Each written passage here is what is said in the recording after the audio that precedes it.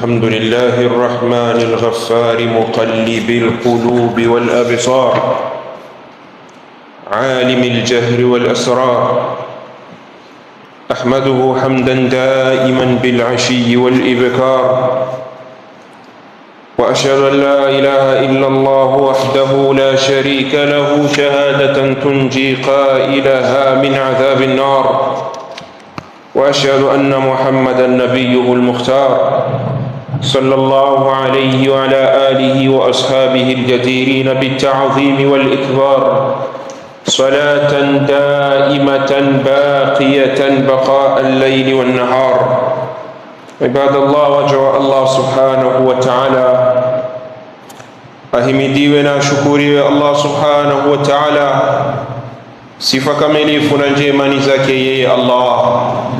Sala na salamu zimwendee kiongozi wa umma Mtume Muhammad, yeye na ahli zake na sahaba zake na wote ambao watakaofuatana na mwenendo wake hadi siku ya mwisho. Tunamwomba Allah subhanahu wa ta'ala atujalie miongoni mwao kwa taufiki yake Allah subhanahu wa ta'ala.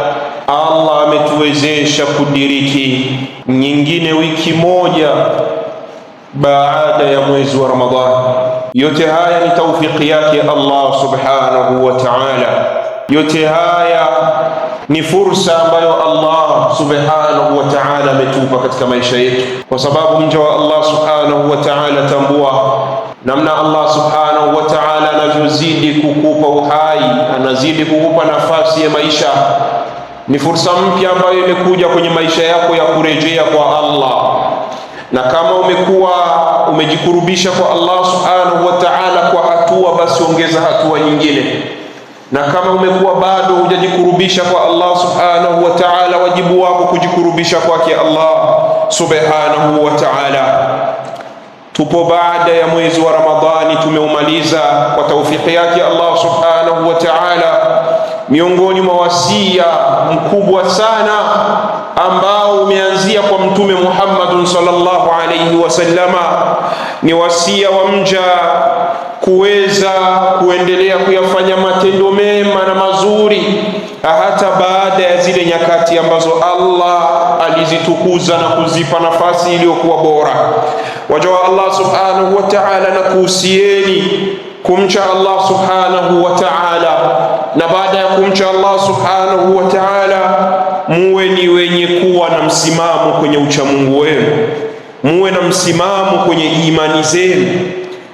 Msimamo ni kitu kikubwa, mja wa Allah subhanahu wa ta'ala. Alistiqamatu a'zamu karama, hakika istiqama, msimamo, hakika ni karama kubwa ambayo mwanadamu anakuwa yuko nayo kwenye maisha yake. Wa hiya min a'zami ni'ami llahi ta'ala 'ala al-'abd, na pia vile vile ni miongoni mwa neema kubwa ambazo Allah subhanahu wa ta'ala anamneemesha mja wake. Mja wa Allah subhanahu wa ta'ala, jitahidi kuwa na msimamo kwenye imani yako, kuwa na msimamo kwenye dini yako, na uzidi kumwomba Allah subhanahu wa ta'ala aweze kukuwezesha katika hilo.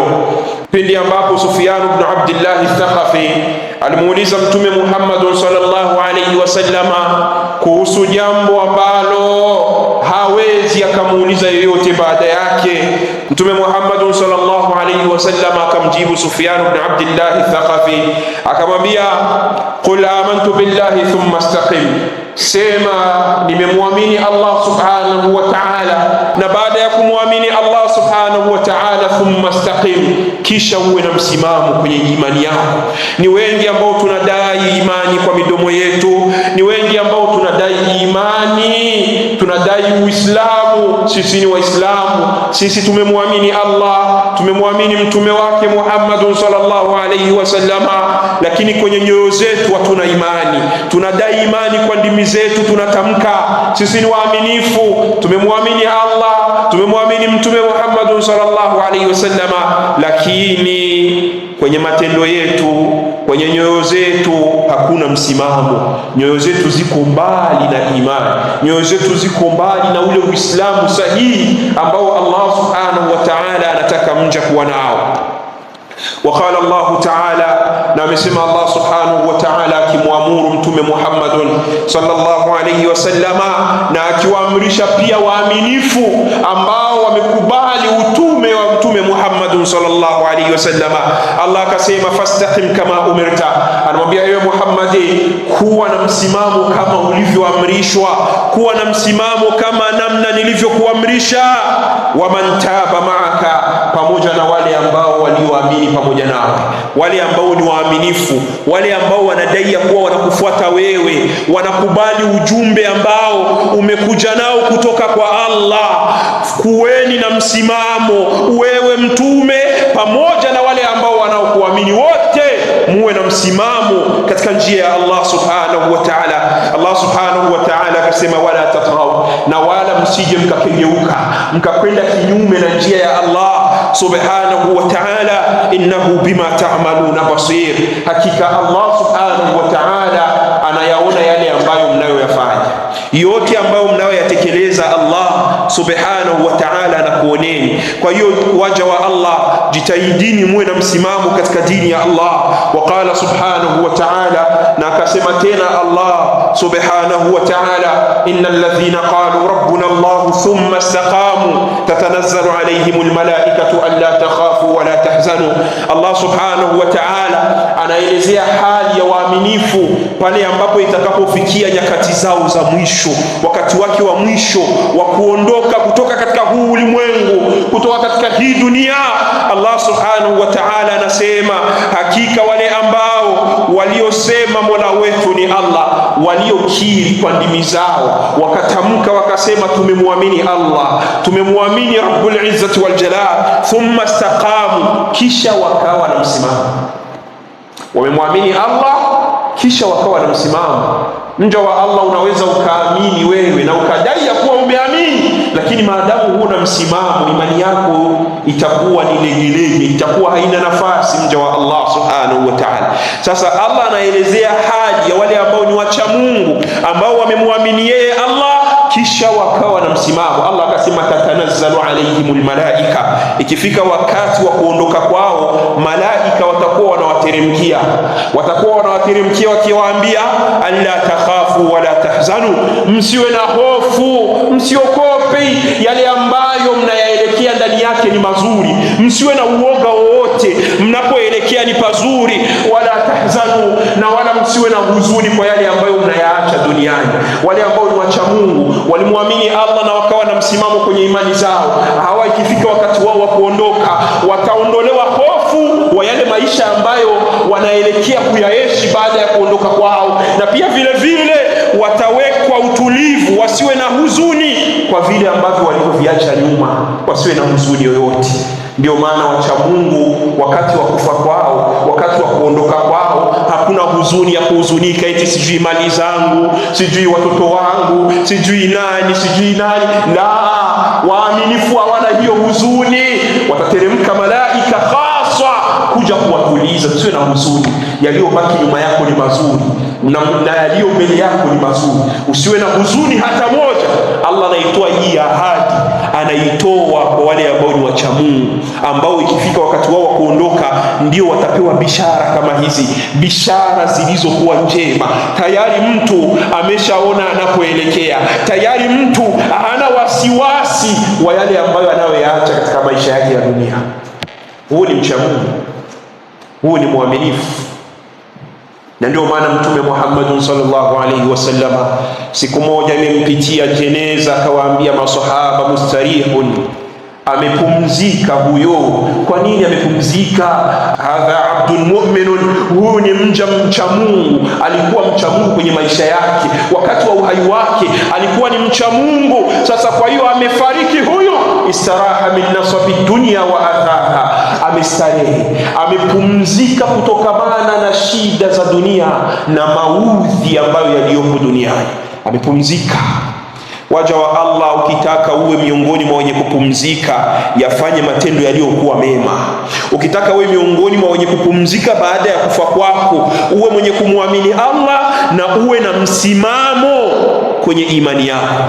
Hivi tumeumaliza mwezi wa Ramadhani, kuna watu ambao msikitini hutowaona tena, walimwamini Allah ndani ya Ramadhani, msimamo umewashinda, wameshindwa kusimama kwenye imani zao, wameshindwa kusimama pale ambapo Allah ametaka wasimame, wameshindwa, tayari wameacha kumwabudu Allah subhanahu wa ta'ala.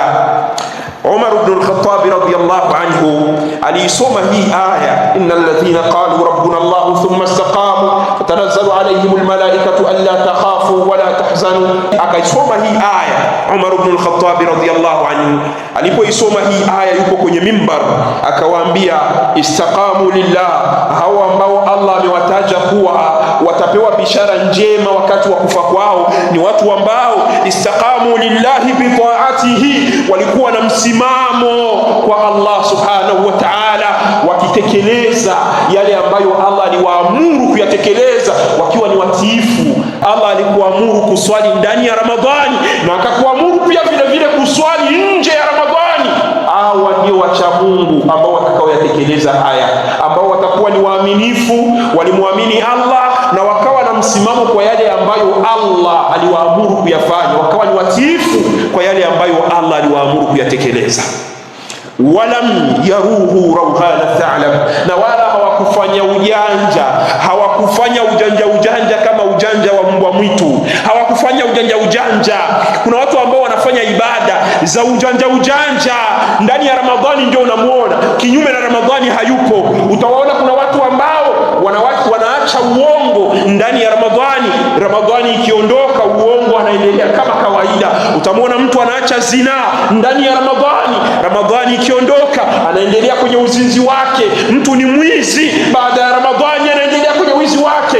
Hivi tunazungumza, Ramadhani tayari imeshaondoka, kuna watu ambao wamesharudia kwenye maasi yao. Kuna watu ambao Ramadhani ilikuwa ni kama vile kustop tu, sio kuacha, hawajaacha, hapana, wamestop kidogo, alafu baadaye wanaendelea na maasi yao. Yale malengo ambayo Allah aliyakusudia la'allakum tattaqun yako wapi?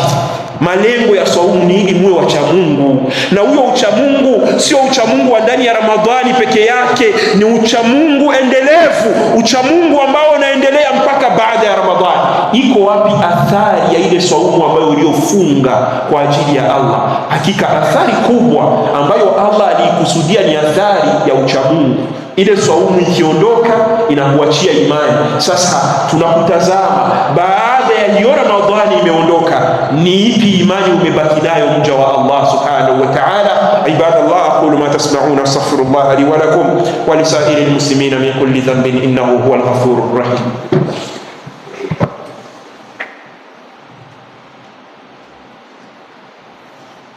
Wajha Allah subhanahu wa ta'ala, ahimidiwe na ashukuriwe Allah subhanahu wa ta'ala. Sala na salamu zimwendee kiongozi wa umma Mtume Muhammad.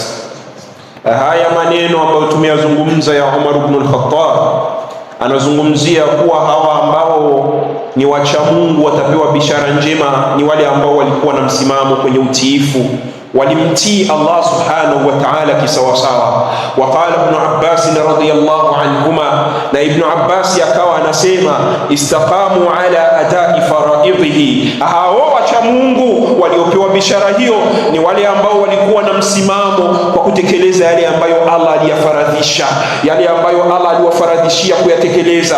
Waqala Qatada rahimahullahu ta'ala, na Qatada akawa anasema, huyu ni katika matabi'in, katika watu ambao walisoma kwa maswahaba wa Mtume Muhammad sallallahu alayhi wasallama, akawa anasema istaqamu ala ta'atillah, hawa walikuwa ni wenye msimamo kwenye utiifu wa kumtii Allah subhanahu wa ta'ala. Wa kana al-Hasan rahimahullah idha talaha qala, na al-Hasan alikuwa akisoma hii aya anasema haya maneno, Allahumma fa anta rabbuna, ewe Allah subhanahu wa ta'ala, hakika wewe ndiye Mola wetu, farzuquna bil-istiqamata, turuzuku msimamo. Anamuomba Allah amruzuku msimamo.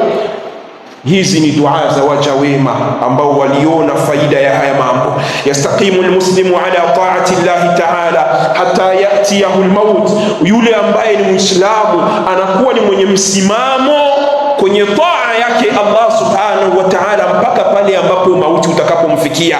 Fa'amalul mu'mini la yanqadi hatta yatiyahu al-maut yatiyahu ajaluhu, matendo ya muaminifu hayakatiki mpaka pale ambapo wakati wake wa kuondoka utakapofika. Huu ndiye muaminifu. Haya matendo ya watu ndani ya Ramadhani inaondoka, hawaoni tena katika matendo mazuri. Haya sio matendo ya waaminifu. Waaminifu ni wale ambao watakaofanya matendo mema na matendo yao mema hayakatiki mpaka pale ambapo kifo kinawakuta. Hawa ndio waaminifu. Amesema Allah subhanahu wa ta'ala, wa'bud rabbaka hatta yatiyaka al-yaqin, na umwabudu Mola wako mpaka pale ambapo kifo kitakapokujia. Yani Allah anatuamrisha tumwabudu yeye mpaka pale ambapo kifo kitakutufikia. Waqala al-Hasan al-Basri rahimahullah, amesema al-Hasan al-Basri rahimahullah ta'ala, inna Allah lam yaj'al li'amali al-mu'min ajalan duna al-maut, hakika Allah subhanahu wa ta'ala hakujalia matendo ya muaminifu kuwa na kikomo, kuwa na mwisho, isipokuwa mwisho wa matendo ya muaminifu ni kifo. Yule ambaye anayemwamini Allah kisawasawa, ambaye ana imani ya kweli, mwisho wa matendo yake ni kufa. Sio matendo mema ndani ya Ramadhani tu, Ramadhani inaondoka, kwisha habari. Ule uko wapi ule ukarimu wako uliokuwa nao ndani ya Ramadhani? Uko wapi ule huruma wako uliokuwa nao ndani ya Ramadhani? Ziko wapi zile sala zako ambazo ulikuwa ukizisali ndani ya Ramadhani? Ziko wapi leo? Hivi ujiulizi maswali. Hivi una ahadi na Allah ya kuwa Ramadhani nyingine utaidiriki? Hivi una ahadi na Allah ya kwamba utakufa ndani ya Ramadhani? Umekaa bila ibada, unakufa kwenye hiyo hali, utamjibu nini Allah subhanahu wa ta'ala? Hakika matendo ya mja ambaye ni mcha Mungu hayakatiki isipokuwa kwa kifo chake. Matendo yake mema yanakatika anapokufa. Huu ni mja mcha Mungu aliyemwamini Allah subhanahu wa ta'ala. Anasema Abdurrahman ibn Mahdi, anasema ya kuwa lau qila li Hammad ibn Salama, lau Hammad ibn Salama angeambiwa maneno haya, innaka tamutu ghadan, hakika wewe kesho unakufa, kesho unaondoka, ndio siku yako ya kufa. Ma qadara an yazida fil amali shay'a, hangeweza kuongeza chochote katika matendo yake. Bimaana Hammad ibn Salama alikuwa ni mja wa Allah ambaye alikuwa ni mcha Mungu, ambaye wakati wake wote alikuwa ni mtu ambaye yuko kwenye kheri. Hata kwenye shughuli zake za kidunia anakuwa yuko kwenye kheri, hayuko kwenye haramu, yuko kwenye halali. Anamkumbuka Allah kila muda, anamkumbuka Allah kwa kila nafasi. Alikuwa ni mja mcha Mungu. Sasa anasema Hammad ibn Salama, lau angepewa habari ya kuwa kesho ndio unakufa, hangezidisha kitu, kwa sababu tayari yupo kwenye hali nzuri ya ucha Mungu, hana haja ya kuzidisha chochote, yupo kwenye hali nzuri. Lakini kuna mtu kutokana na maasi aliyokuwa nayo, wakimwambia hivi, unakufa kesho asubuhi ndio unakufa, utamwona anaanza kutapatapa, bwana sijatoa sadaka bwana, alafu sijatoa zaka ya mali zangu, sijui sijafanya hivi, yaani ataanza kutapatapa kwa sababu maisha yake sio ya wema. Lakini kuna wale wacha wema wanafanya matendo mazuri, wallahi mpaka Allah anajalia sakina kwenye nyoyo zao, wanakuwa na utulivu kwenye nyoyo zao kiasi ambacho mja anajihisi, mimi hata nikiondoka sasa hivi hamna shida, kwa ucha Mungu walipokuwa karibu na Allah. Lakini kuna mtu ambaye wewe jiulize, ukiondoka sasa hivi hali yako ipoje? Yani uhusiano baina yako wewe na Allah upoje? Wewe jiulize swali, uondoke sasa hivi utakuwa umeondoka kwenye hali gani? Kila mtu ni shahidi wa nafsi yake, kila mtu anajijua hapo. Kila mtu anajijua, mimi saizi nikifa hapa pitafikia sio pazuri. Wewe mwenyewe unajijua, kwa sababu si unajua yenye uko hemo. Wewe mwenyewe unajijua yenye uko hemo. Kama uko mwizi unajijua, kama uko muongo unajijua, kama uko mzizi unajijua, sijui kama uko mshirikina unajijua. Wewe mwenyewe unajua, ikitokea na dondoka sasa hivi naelekea kwa Allah, hali yangu ni nzito, niko pabaya. Sasa kwa nini unajiweka kwenye hatari? Wakati wako wa kuondoka haujui, alafu unajiweka kwenye hatari. Inabidi uishi maisha yako kwa kumwabudu Allah, uishi maisha yako kwa yale ambayo anayoyaridhia Allah na anayapenda Allah subhanahu wa ta'ala. Ndio al-Imam Dhahabi anazungumzia kuhusu Hammad ibn Salama, anasema kanat awqatuhu ma'muratan bit-ta'abbudi wal-adhkar kutafakari. Ilikuwa wakati, yani muda wa Hammad ibn Salama ulikuwa ni wakati ambao anauimarisha kwa kumwabudu Allah na kwa kufanya adhkar. Hata kama kwa kwenye shughuli zake, lakini alikuwa anamtaja Allah. Yupo kwenye shughuli zake anamkumbuka Allah, yupo kwenye shughuli zake haiwi sababu ya yeye kusahau ya kuwa ana wajibu wa kutekeleza ibada za Allah. Lakini sisi ni wangapi ambao shughuli zetu zinatushughulisha kiasi ambacho tunasahau wajibu wetu wa kumwabudu Allah subhanahu wa ta'ala. Kwa hiyo waja wa Allah subhanahu wa ta'ala, ikumbukwe wasia huu ambao tumeutoa ya kuwa matendo mema ya mcha Mungu, ya mja mwema hayakatiki, hayaishi mpaka pale ambapo atakapokufa.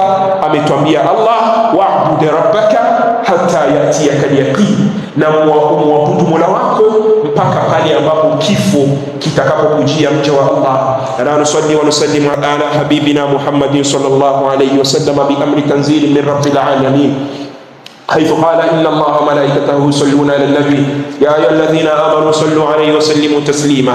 ونحن امتثالا لأمر الله وحبا برسول الله نقول اللهم صل على محمد وعلى آل محمد كما صليت على إبراهيم وعلى آل إبراهيم إنك حميد مجيد. اللهم بارك على محمد وعلى آل محمد كما باركت على إبراهيم وعلى آل إبراهيم إنك حميد مجيد.